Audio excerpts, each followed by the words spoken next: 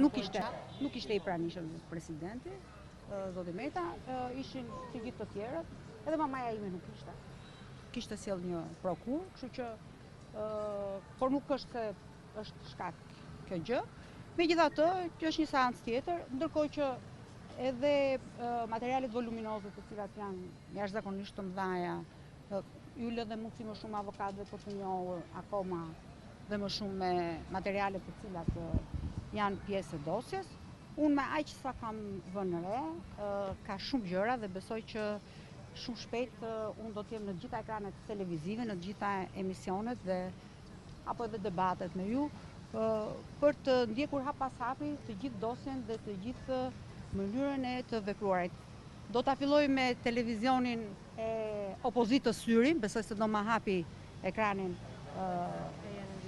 Syri, patjetër. Do shkoj në të gjitha televizionet, po e them ke Syri meqense është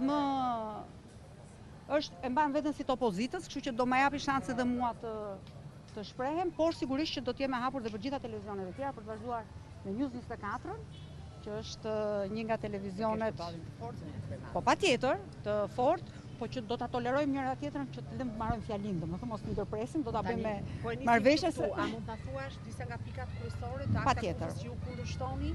Po patjetër. Po ju jap një pikë. Monika Kryemadhi, Ilir Meta akuzohen për korrupsion pasiv. Ndërkohë që nuk ka asnjë të akuzuar për korrupsion aktiv. Unë kuptoj që jo domosdoshmërisht e përfaqëshëm. Jo. Problemi është kur nuk ka korrupsion aktiv, si mund të ketë korrupsion pasiv? E para. Është parashkruar zonja Kryemadhi se e kemi bërë dhe ne këtë pyetje. Personat, biznesmenët të cilët kanë kryer korrupsionin aktiv është parashkruar si Jo, nuk parashkruhet, sepse pavarësisht edhe nëse që ka e parashkruar, a janë pyetur biznesmenët? Jo, s'janë pyetur. Jo. Nuk janë pyetur. Kemi parë që Jo, nuk janë pyetur për çështjen për cilën akuzohemi. Një, e para. E dyta, sepse un kam pas dëshmit.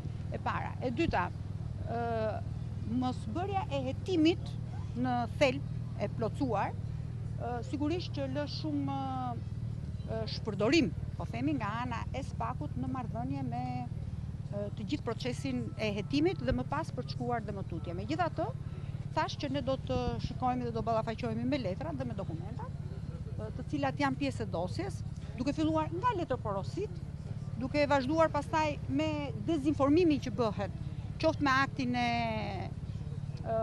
po themi aktin financiar që është bërë në mënyrë të njëanshme nga SPAK-u, në marrëdhënie po themi me maman time,